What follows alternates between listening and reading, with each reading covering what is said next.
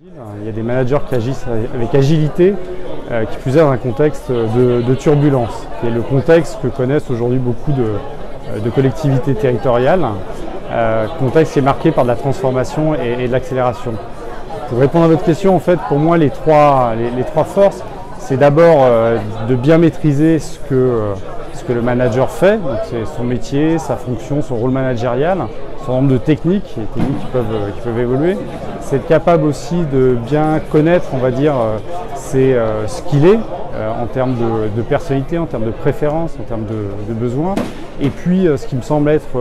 le propre aussi de l'agilité, c'est surtout de bien comprendre justement le contexte, son contexte d'action. Et dans ce contexte d'action, je mets en fait la connaissance et la maîtrise de ces différentes parties prenantes, de tous ces acteurs internes ou externes qui environnent les collectivités et qui sont contributeurs et qui participent aux prises de décision relatives à l'action publique. Et donc dans le contexte de turbulence actuelle des collectivités locales, les managers publics subissent un certain nombre de pressions et ces pressions-là, alors je ne les citerai pas toutes, mais celles qui reviennent le plus aujourd'hui, c'est la complexité, c'est l'incertitude, c'est la finitude des ressources et aussi c'est la montée de l'individualité, ne pas confondre avec l'individualisme, montée de l'individualité qui se traduit notamment par le fait qu'il faut prendre en compte la voix de l'usager à travers de nouvelles approches, beaucoup plus centrées, on va dire, usager, voire utilisateur.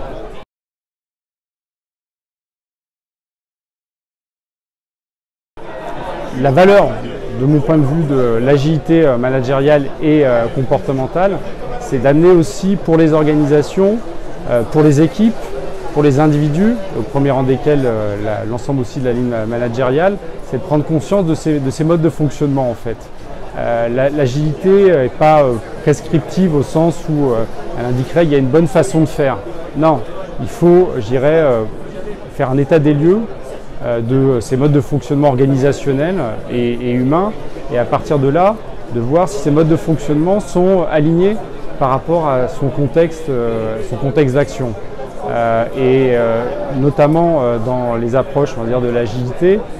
on va chercher à développer trois postures qui font sens par rapport à ce changement, qui est en l'occurrence l'anticipation,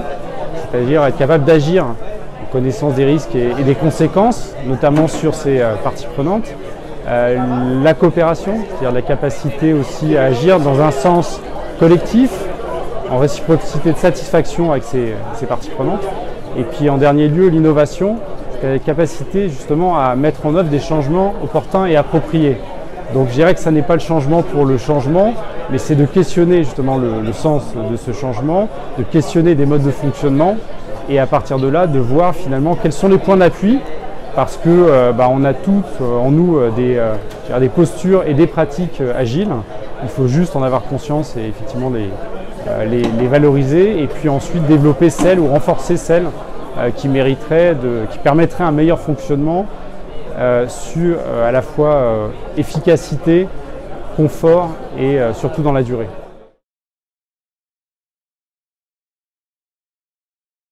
Alors, parfois on confond agilité et flexibilité. L'agilité intègre aussi la flexibilité qui était précédente et qui correspondait à une autre époque, et notamment l'époque de financiarisation de l'économie et de l'entreprise. Aujourd'hui, si je regarde d'un point de vue, je dirais, macro, on s'aperçoit qu'effectivement l'environnement public depuis les années 2000 avec la nouvelle gestion publique a su, faire preuve d'une certaine flexibilité et a su faire montre dans certains cas effectivement d'une forme d'agilité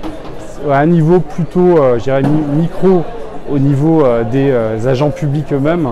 On voit qu'au quotidien, avec la transformation de cet environnement, avec les attentes plus fortes, on va dire, des usagers, ils ont su s'adapter aussi à ces attentes plus fortes, faire mieux,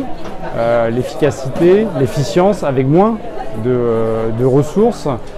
et à continuer, à apporter des valeurs de service public et à continuer à avoir ce qu'on appelle les motivations de service public.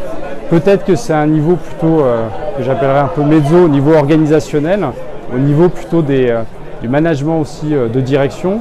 que peut-être parfois on a moins d'agilité